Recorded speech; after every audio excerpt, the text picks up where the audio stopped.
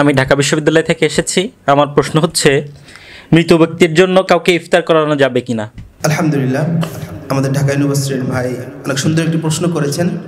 রমাদান মাস চলছে, আমাদের সকলেরই একটা আবেগ কাজ করে আমাদের বাবা মা যাদের মারা গেছে তাদের জন্য কিছু করতে। এই জন্য অনেকেই রমাদান মাসে মৃত বাবা মা বা মৃত ব্যক্তির নামে ইফতার করাতে চাই। কারণ ইফতার করার একটা ফজিলত হলো যে যাদেরকে ইফতার করানো হচ্ছে তারা সিয়াম থেকে যত নেকি অর্জন করছে, ইফতার যে করাচ্ছে তারও অনুরূপ নেকি তার আমলনামায় লিখিত হয়, মানে লেখা হয়। এই নেকি অর্জনের জন্য মৃত ব্যক্তির নামে, যে আমি আব্বা মার নামে যদি ইফতার করা হয়তো এই নেকিটা আমার বাবা মায়ের নামে যুক্ত হবে, কিন্তু বিষয়টা ভুল, সঠিক নয়। মৃত বাবা মা বা মৃত ব্যক্তির নামে ইফতার করানো যাবে না।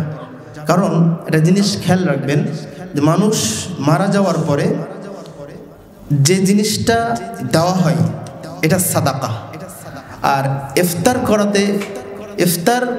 করানোর জন্য বা মসজিদে যদি ইফতার করেন, এখানে শুধু সাদাকাটা খাওয়ার হকদার এতিম এবং মিসকিন, ফকির মিসকিন, শুধু এরাই ভক্ষণ করবে। কিন্তু মসজিদে যখন ইফতার করানো হয় ওখানে কিন্তু ধনী লোকও থাকে, দরিদ্র লোকও থাকে, মধ্যবিত্ত থাকে, নিম্ন মধ্যবিত্ত থাকে, উচ্চ মধ্যবিত্তও থাকে।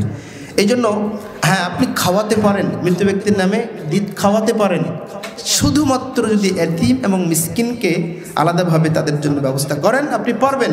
কিন্তু মসজিদের সকলে সমাজের লোক একসাথে দাওয়াত দিয়েছেন, আপনার বন্ধু বান্ধব, আত্মীয় স্বজন, এমপি, মন্ত্রী, মিনিস্টার সবাইকে নিয়ে দাওয়াত দিলেন, এটা চলবে না। আশা করি আপনার উত্তরটা পেয়েছেন। আসসালামু আলাইকুম।